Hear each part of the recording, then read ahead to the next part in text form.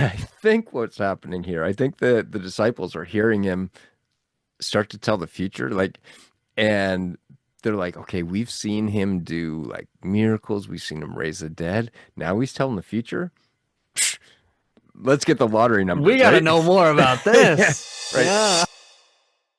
Ladies and gentlemen, welcome to Questions and Almost Answers, the Bible podcast featuring me, Matt, and Greg, the little pastor and the big pastor of Hampton Baptist Church. Greg, is it true that today we're talking about the end of the world? Yeah, we are gonna freak everybody out. That's right. Yep. And We're basically talking. the end is near, right? It's I have the date. No, I think this is fascinating, Greg. We have actually, I think, addressed like the apocalypse or the yeah. the end of the world in a previous episode, but I don't know how much of our discussion then focused on the chapter that we're going to be discussing today, Yeah, or I don't not. think we really looked at it at all, but and this is something I've noticed recently, probably especially post-COVID, is a lot of questions about future things, and especially when you get wars going on. Like I've had a friend text me like when Israel started bombing Iran, like is Iran in Bible prophecy? Like, right? Mm, It's we um, there are certain things going on in the world, and there's a certain amount of fear and anxiety that's it's kind of crept rising. up. And because of that, we start to wonder, like, is this the end, right? Um, and so I think in general, there's that uneasiness about future things and where do we fit in the timeline of this earth and what God is doing. Uh, but this specific question with Matthew 24, there's a bit of that, but some of it is more, if I can get across the feeling right, it's like when I read this passage, it kind of freaks me out, Yeah. right? And I've been there. I remember the first time I read Matthew 24, I was like, whoa, like Yeah. because you're reading so many things from Jesus that are like Pretty, some of it's challenging, but it's really like, challenging. but you're just drawn into to him, and you're seeing this love and this compassion that's overwhelming. And then you get to Matthew 24, and even before that, like Jesus, like, well, a couple things that happened. We were talking about this beforehand, but he cleanses the temple, like Right. so. Then you Throws see, out the like, money changers. Why have yep, you turned my father's temple into a den of thieves? you're right, and like is actually really aggressive. Like he's passionate and He did like have a whip. Is that yes. true? Yes, he Yeah, did have a he whip. made a Yeah. whip and he chased him in. Like I would have loved to have a video recording of that, right? I bet with AI we could make it these days, Yeah. Greg. Well, I think The Chosen has done an episode on that. I'll have So to check that out. That's yeah. awesome. So so there's that. And then he really turns like aggressively against the religious leaders. Like there've been some back and forth, but let's face it, Jesus knows that he's just about to die. Yeah. And he's doing two things. First of all, he's not holding back. No. Second of all, he's pushing to make sure he does die. Yeah. Right? There's you can see that plot building. And then you get to this Matthew 24 where he starts telling about the future, and he he is very direct, and it does leave you with an uneasy feeling. That's right. Okay.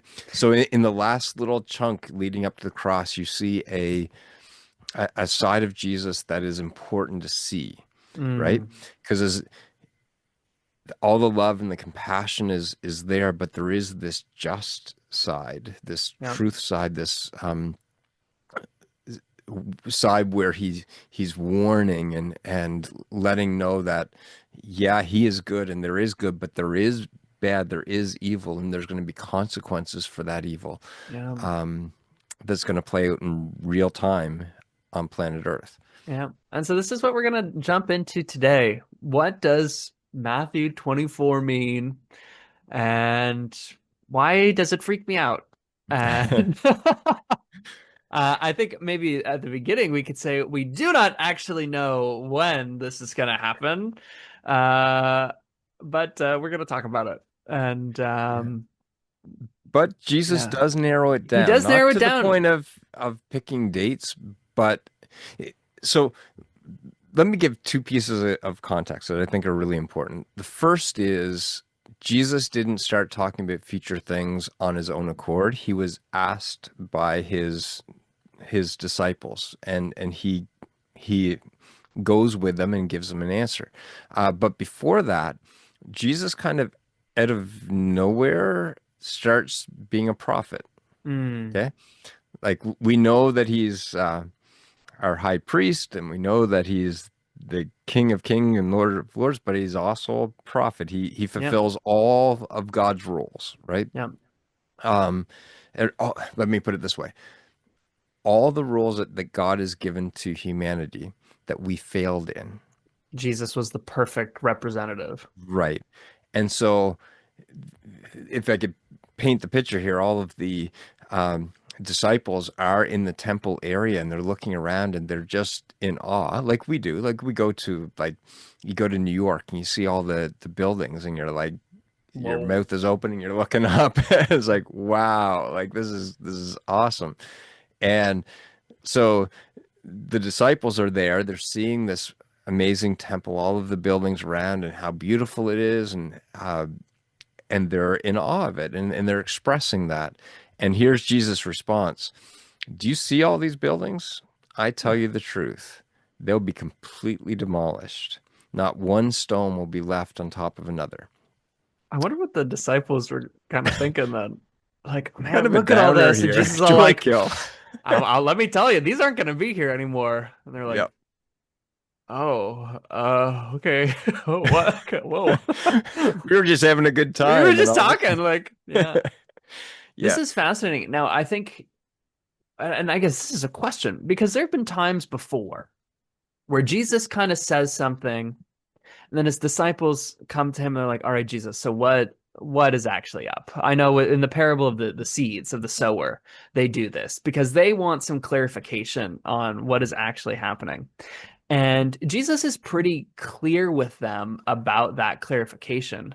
And so I guess the first thing that I think of is in this large section that talks about future events, how much of it is parable and how much of it is direct truth. Like direct, Right. this is gonna be, and then this. Right. So I would say that this falls into the direct truth category for this reason. That's the natural reading of it. And he Jesus sets this up in a way that again he gives this prophecy unprovoked, like he just lays it out there, like this temple, this building, it's all going to be destroyed. And we have context for this because in AD 70, that's exactly what happened, right? Mm, Um, and so Jesus gave a clear prediction, and it clearly happened, and happened fairly rapidly, fairly wow. quickly.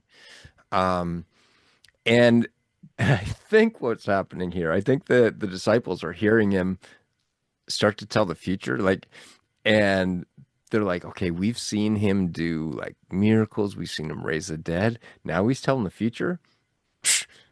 Let's get the lottery We numbers, got to right? know more about Yeah, this. right. Yeah. So top of mind is well, the most important thing that they want to know about is When like you coming back? when's this kingdom like Coming. exactly because Jesus seems to be preparing them for it not to happen like they thought, right? That's all leading up to this. He's preparing them like we're going to go to Jerusalem. I'm going to suffer many things. I'm going to die. I'm going to rise. Like this is not what they understood from the Old Testament as far as how God was going to set up his kingdom. In their mind, the Messiah was going to come and he was going to rule.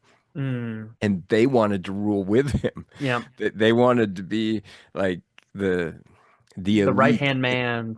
Yeah. Yeah. And so many times when Jesus is talking about his death or what was coming for his personal future, they start talking about who's going to be the greatest in the kingdom. Like Mm. that's what they wanted to know. So as soon as Jesus starts talking about the future, it's like, I got a question. When, when is like all of that Old Testament stuff, when's it going to be fulfilled? When's the Messiah going to actually reign? When are you going to set up your kingdom? And so they want to know the end, right? Mm. And so this time, Jesus, like, this is the last time he has to Tell really them. talk about this stuff. And so he goes into detail. Um, So I guess we just jump right into it, shouldn't we? sure, Yeah. Do you want me to read? you go right ahead. All right, so this is right after Jesus gives them the surprise prophecy of all right, temples. Maybe just read stop at verse 8. Yeah. Yep. Yeah, I'll read from 1 to 8. So right from the beginning. So as Jesus was leaving the temple grounds, his disciples pointed out to him the various temple buildings. But he responded, "Do you see all these buildings? I tell you the truth, they will be completely demolished. Not one stone will be left on top of another."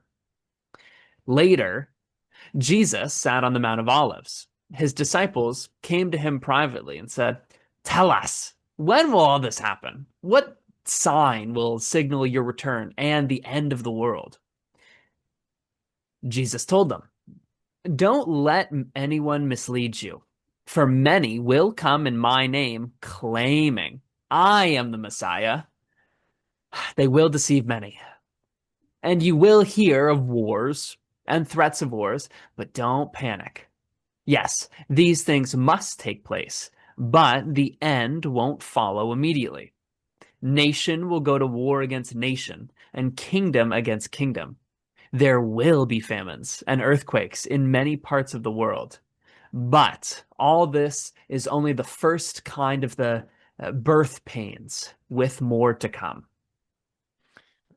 Yeah. So a couple big things is um, Jesus is describing a process Mm. that's He going to mentioned birth.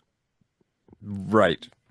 And normally like there are like uh, I remember uh, s- when Tori was born, Sandy didn't have a huge amount of warning, and it was actually from the time she felt pain till Tori was born was like 25 minutes. Oh, wow. So, so it can happen very quick, but oftentimes for many people, labor starts and goes on for hours and hours and hours, sometimes into days, but definitely hours and hours. So for most people, there's quite a bit of warning before the actual birth takes place. Mm. And that's what Jesus is leaning into here, that before he actually sets up his kingdom, before the end of this age or this time period, in this translation says end of the world, but it's until the next chapter, right? Right. Leading up to that next chapter, when God fulfills all those promises from the Old Testament and sets up his permanent kingdom, um, there's going to be a process that's going to take place, and you can see the stages, right? Yeah. Just like with birth, well, first you start feeling the contractions, and then the contractions get closer and closer together. Mm. And then the doctor's going to check how far dilated is the mother, and when you get to a certain point, um, then you know Right. it's happening now, Greg, right? I feel like we're seeing some of these contractions. Yes. Oh, yeah, like it's not hard to look in the news and hear wars and threats of wars and And the nations going to famines war and and the famines and the earthquakes. earthquakes. I was just watching a video last night going to bed, talking about in California how they're overdue for a big earthquake there, and the last one was in the 1700s, and Mm. um, they know that because it was recorded in Japan. So Wow. think of the distance there. The tsunami was so big Wow. that it hit Japan. That's Okay. absurd. So they're expecting like a at least an 8 point something, right, magnitude. Wow. Um, and especially anything built before like the 70s is Mm, not even remotely prepared for to handle that. that, no. So the amount of destruction would just be unimaginable, right? And if the Lord doesn't return like that, that will happen. Could be this decade, could be next, it could be 100 years, but it's overdue, right? Right. Um, these things happen, and there's a lot of death. And when these things happen, people start asking, like, is this the end, Is or is God yeah. judging us, or is like what's happening? They bring that anxiety level up, and what Jesus is saying here is these things are going to happen. It's not the end. Mm, This is this is just the first. right. So so for example, when my friend sent me a text about Iran and is this the end, right? Like it's totally appropriate to think that way. Jesus knows we're going to think that way, but Yeah. he's saying it's not the end yet. Right. This is just the way it's going to be leading up to the end, right? Mm, Um, so yeah, there's going to be famines, there's going to be earthquakes, there's going to be natural disasters, all that stuff. There's going to be wars, there's going to be kingdoms changing, regimes changing. That's all going to be happening right up until I return. yippee. Yep. Do you want to keep reading or? Yeah, of course. Yeah. Then you will be arrested, persecuted, and killed. You will be hated all over the world because you are my followers. Question, has that happened? That has happened and that is happening. Right. Yeah. So if we look at how many believers are being persecuted now compared to history. Like we're in this little bubble in North America, but it is happening around the world. Yeah. And that will continue and it may be a thing in North America at some point. Like Yeah. this is part of what's going to happen in this time period leading up to Jesus' return, which he hasn't returned yet. So we're in this, right? Yeah. That's right. This is for us. Yep. And many will turn away from me and betray and hate each other. And many false prophets will appear and will deceive many people. Sin will be rampant everywhere, and the love of many will grow cold. So if you want to stop there for a sec. Yeah. Question. Have there been false prophets, false teachers? Yes, Greg. Yep. I'm not going to name any names today, but We could name names, we right? could Yes. names. So that's all been happening. And again, this is status quo. This is telling us we are in this time period leading up to the end. Yeah. Um, What is it? Sin rampant everywhere. Oh, it is. And I Right? think it's, well, and maybe it's because of the internet that we are more aware of it being rampant everywhere, but it's hard to not be exposed to some kind of sin from something somewhere at any given moment. Yeah.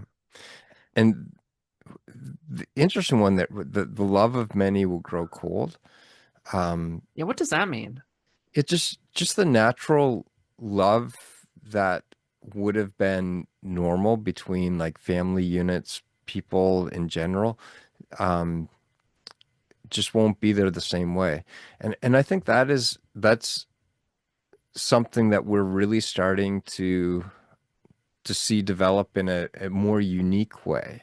Mm, Um, for example, you've even people getting as far as getting married, like around the mm, world, that's just not not happening as happening. often. Having children, like it's just not happening. The natural loving relationships that people enter into are on a real downturn and Yeah. people are feeling the consequences of that. Like there's a loneliness in our world that wasn't there before. And this isn't the only place. Paul talks about this as well, like this issue of like being a love yourself, but not loving others. Mm, And that's becoming really prevalent. Like this, what we're living in right now in this um, me-centered world that is spreading from North America and the West through the whole world. This is right. a unique thing. And Yeah, this and I is think wild. this is a sign that the labor is intensifying, Yeah, right? Like this is an out of the ordinary thing, right? So the wars and rumors of wars and natural disasters, that's all just been going on, right? But now we're getting into more specific things that are um, occurring. getting further along in this labor process. Like, Right. Verse 13, but the one who endures to the end will be saved. And the good news about the kingdom will be preached throughout the whole world so that all nations will hear it. And then the end will come. okay, so now the mother's fully dilated. Yeah, Not until the message of the kingdom has gone into the whole world. right. So has that happened? That has happened, or that has happened quite a bit, hasn't it? It's we're getting there. Like Yeah, this is something that really is a very recent development right. where you had the missionary movement, where you had um, uh, a real drive to reach all people groups, and you could say we're not quite there, but very close. The internet has made the message A much lot more more. accessible Yeah, to more people, even in countries where there's kind of a limited connection. allowance for Christianity, but there is access to the internet. Um, so now, like, there's a couple of things. Again, that this gives us a sign that hey, we're getting near the end of the labor. Now that shouldn't freak us out in this regard. Um, this labor's been a Cooking. 2,000 year long Right, labor up until now, and so um, it doesn't mean that these next things are going to happen tomorrow, but it does mean that we are very, very close. right. The other thing that I think is really important with this is um, Jesus, and this shows, I think, the purpose of what he's saying here. This is to show that we should be comforted and we should be encouraged that even though all of this craziness is going on, during it, God is accomplishing his purposes, and what God has wanted from the very beginning is Is finally happening, happening. Yeah, right? Like he has wanted the message of him and his love and his goodness and his way of bringing humans and God together in fellowship. He's that's wanted happening. that to spread through the whole world.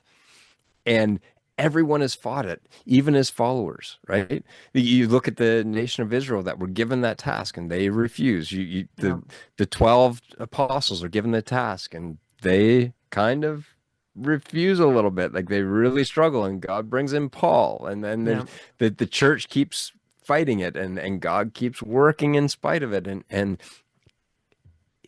it's happening. His goal of bringing people to himself from all nations, um, it's happening. it's happening now, and it's going to be finished, right? Right. Wow. Oh, Greg, this is a little freaky, but that's really cool that we know that this kingdom will be preached and that everyone will hear this. Yeah. And That also seems very fair. That it does get the full spread, that everyone will be able to yeah, hear it in that way, all nations. and it tells us what we should be a part of. Right. Like this is Jesus' passion. This is why he came, and spreading that good news Mm. is pretty should be right at the top of our priority list, right? Is there a verse about us hurrying along Yes. the work? What does that have? Does that have to do anything with this? I think so. I Yeah. think there are tangible things like as we live out and we share the good news with others, we actually speed this process along. Um, there are techniques that the doctor can do to speed up labor, right? And and some of that is entrusted to us that we can hurry up the accomplishment of God's goals in this current time Hmm, period. it's fascinating. All right, I'm in at verse 15. The day is coming when you'll see what Daniel the prophet spoke about. The sacrilegious object that causes desecration, standing in the holy place. Reader, pay attention. Okay, so if Wait a the second. Maybe there's parenthesis something we didn't got to pay attention to exactly, here. so so to get the context, Jesus saying that the end will come, right? So now we're talking about the end. Yeah, Now we're talking about the things like if you see this, it's time. yeah, He's coming and he's coming in your lifetime. yeah, He's probably coming in a least within calendar years that this is happening now, yeah. right?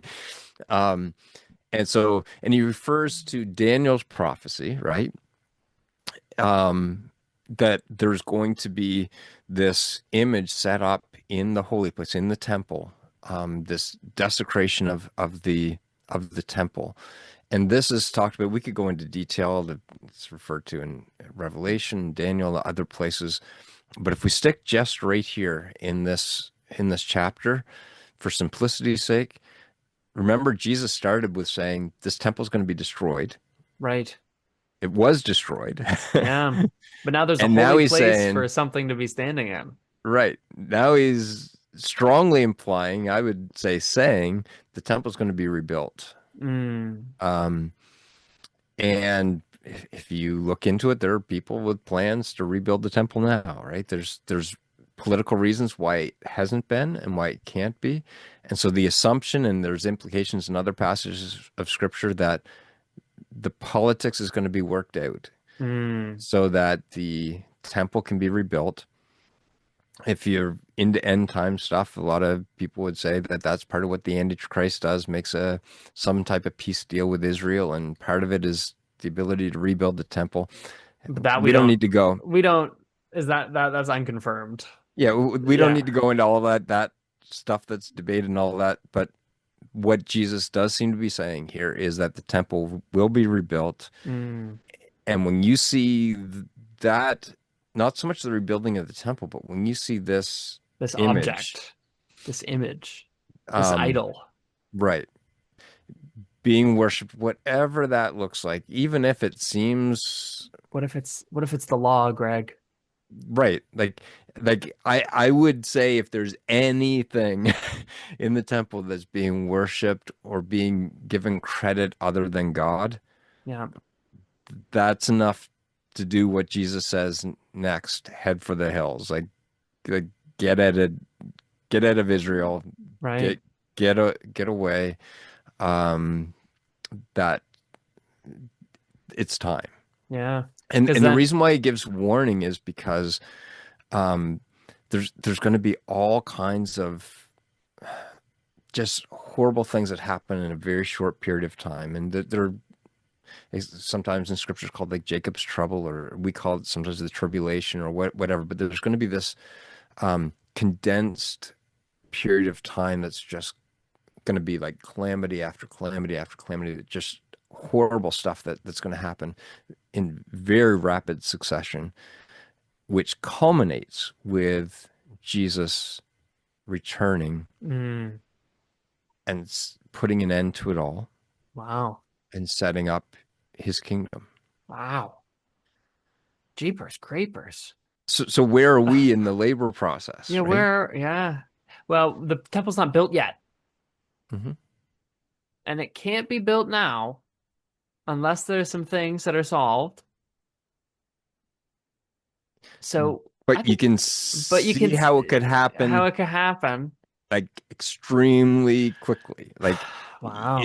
it could happen within 2 years, maybe, like start to finish, Oh, maybe. and You know what I Greg, mean? oh no. Oh man. So those that are into the whole um understanding like a clear 7 year tribulation, kind of split in two parts, 3.5 years and 3.5 years. People with those opinions would say that this peace deal happens very early, and then by that 3.5 year mark, we see this happen, the temple being rebuilt. Um, Again, I'm not into, I have my own opinions on that, but I'm not into Right. pushing like specific timelines because We don't I don't know. know, Yeah. right? But what is clear is that all of this could happen very fast. Um, Mm. so we should be encouraged, not freaked out. Yeah, I was gonna say, I thought we were gonna, I thought we were gonna be encouraged from this, and it definitely can feel, this can feel a little freaky, especially since we Yeah. see the contractions. Yes, and getting closer and closer together. Yeah. Yeah, but knowing that, like when we see these things, it shouldn't be a fear. It should be a, wait a second.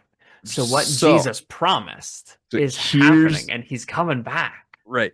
Here's the here's what we miss, okay? We're so focused on the labor, Mm, we forget about what's being born. right. What's being born is the kingdom of God where there is peace, where everybody who suffered wrongly, it gets made up for plus more, right? Like Yeah. God keeps all of his promises. So even if there's somebody who's caught up in these calamities and maybe it is awful, God will make all things right.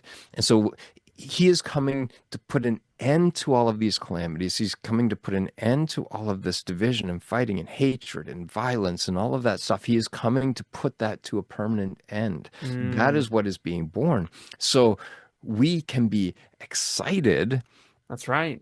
that even though there's this labor, right? And even though it's gonna be like you haven't experienced this yet, but there is a nervousness associated with labor, Mm, both for the mother and the father. I think especially the mother, but I know I felt it as a father, right? Like right. it's it's a scary time, but it's an exciting time, like Right. because you know what's coming, right? Mm, And and so the way Matthew 24 ends is with Jesus explaining that he's coming back he is and coming he's going back. to establish and he's going to this kingdom and he's going to fulfill all of those promises and everything they had hoped for he's going to do and more. So that's what's being born, right? Right. Because So yeah, that's so easy to forget. mm, Because that's never, I feel like that's not talked about nearly as much as the labor, which is a shame right, because the labor is not what we should be excited about, or right. But it is very but natural, it is very right? natural. Because again, when that labor process happens, that's all you're thinking about, You're like the right? kingdom, it's This, here. right? And so it's easy for us where we are in this labor process to just be focused on, oh, there's so much pain, there's so much suffering, there's so much bad news and all that Right. stuff, not realizing that what's going to come on the other side of it. Is so it's better than anything we could Yeah. ever imagine. And there really is like, so for the people who are alive in that last little stage where that temple is rebuilt, or at least there's some type of holy place, and there's a sacrilegious object that's worshipped instead of God in that place, associated with Israel, right? When that happens, and then all of the horrible things, like Jesus says, like if the time wasn't shortened, that comes out in I think verse 22 or something like that. If the time wasn't shortened, there'd be nobody left on earth. Wow. That's how severe all of these calamities and wars and judgments and all that stuff that's going to happen in that short period of time. In other words, humanity would go extinct Wow. if Jesus didn't return to stop it. Mm, So that is how bad things are going to go in this short little period of time. wow. Um, But so much of what's written, for example, in Revelation is promises to the people who suffer during that time that God's going to make it right. Yeah. That the reward and the what's going to happen in the resurrection and all of that he has planned is going to make even that worst of human suffering feel like nothing Mm, compared with how good this new kingdom, this new way of living is that Jesus establishes in eternal life, right? wow. I wonder, there's this example of childbirth. And with my understanding of childbirth, I'm surprised anyone would ever have more than one baby. Yeah. But I don't know, there's this overwhelming, like just with the example of childbirth, there's this overwhelming love. And I don't know if the body just has a whole bunch of endorphins that gets shot through. And I don't know if that's forgotten, but when the baby is there, it's like you kind of forget a little bit about the labor that even happened. Right.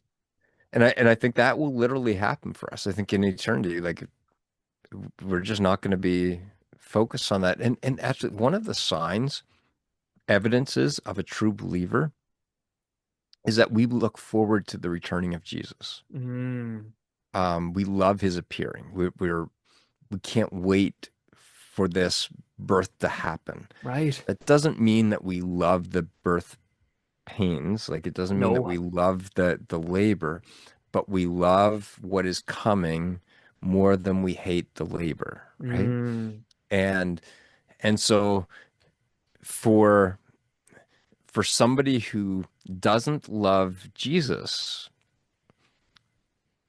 everything just looks bleak, right?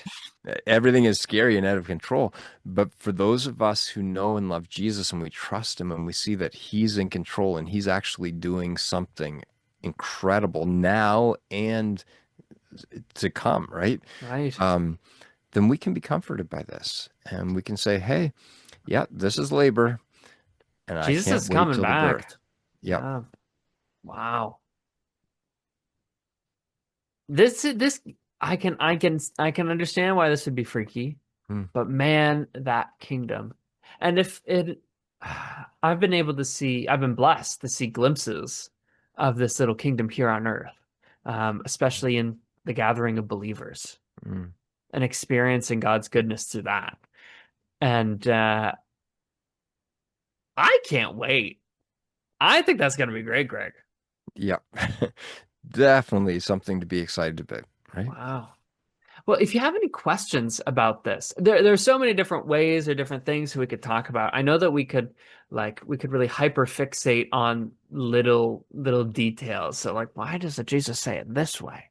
Or this? And I don't think that's the purpose of what he's trying to get at. And I don't think we need to focus or worry about those things. But if you do have questions, we'd still like to hear them. Please write them down in the comments or message us on whatever. I think you can join our Facebook group in the description below. Um, because this is fascinating stuff, and we should be excited that Jesus is coming back. So let's be encouraged, and I don't know, tell people about this kingdom actually too, so that they can have that hope, and so that Mm, it isn't just bleak for them. But mm. Greg, do you have any last parting words? No, no, I think you covered it really well. And I love what you said there at the end, like to be part of the ones sharing this Yeah, good news so that others are excited too, right? It as soon as we understand Jesus and how awesome he is and that is coming back, we got to be telling. exactly. Yeah, Yeah. and we got to be living that. And what a my heart aches to see those labor pains and not have that hope. Mm, And see now I'm thinking about some of my friends who well they wouldn't see the labor pains as this process, but they would still be able to look at the world and think, man, there's a lot of bad stuff, and it just keeps happening more and more and more. mm, And maybe I need to share some hope with them. And maybe you know someone that you can share this hope with. But anyway, thank you so much for watching. Can't wait to talk about the end times again in a couple of months. When it happens, we'll say we said it, we talked about it. Great But prophecy. that's right. That's right. Anyway, thanks so much for watching, everyone. My name is Matt, and this is Greg, and this has been Questions and Almost Answers.